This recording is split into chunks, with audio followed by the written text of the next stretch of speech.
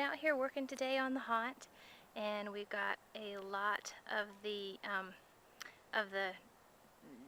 outer parts of the walkway walled in. I know a couple people told me on my last video that it was funny because I said we're almost done, and they said, did you count how many walls? But actually they go up really fast because all we're doing is taking these billboard tarps that are really long and basically just running them along and nailing them to trees as we go. So basically as fast as we can run in a nail, they're up. You can hear Randy with the drill now. He's busy working on the clown room. And in a minute I'll take you over and show you how we're making those walls. Just a second. I want to give you guys a quick example of a fast way to run a curtain type wall.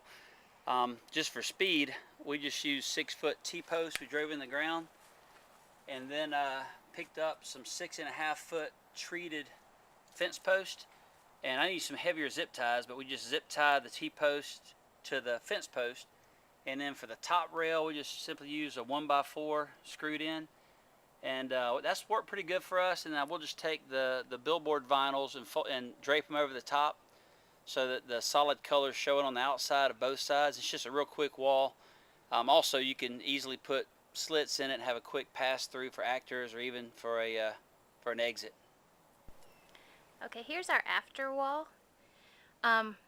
Now, most people would probably want this tight and it would be really easy to do, except that this is my clown room, and we started putting it up, and I really started liking all of these dips and waves, because this is supposed to be the outside of a circus tent, and it just looked way more tenty, if that's a word.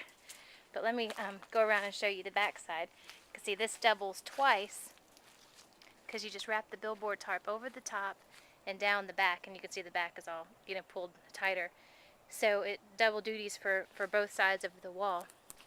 And we chose white for this because I bought a color wheel light at a thrift store today, and so you plug it in and the floodlight hits, and it's got this big color wheel that spins, and it changes from red to blue to maybe yellow. So I really liked the white background, first, number one, because it looks like a tent, and number two, because it'll really pick up that color. And yes, it's filthy, and yes, I love that, because, you know, what self-respecting nasty carnival would have solid white walls? But anyway, that's where we are now, and we're getting ready to tack that part up there, which will close us in from the nursery room. So let me get back to it.